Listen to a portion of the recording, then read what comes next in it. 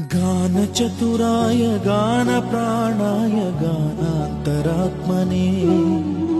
गानोत्सुकाय गानमत्ताय गानोत्सुकमनसे गुरुपूजिताय गुरुदैवताय गुरुकुलस्थायिने गुरुविक्रमाय गुह्यप्रवराय गुरवे गुणगुरवे गुरुदैत्यकलक्षेत्रे गुरुधर्मसदाराध्याय गुरुपुत्र परित्रात्रे गुरुपाखण्डखण्डकाय गीतसाराय गीततत्त्वाय गीतगोत्राय धीमहि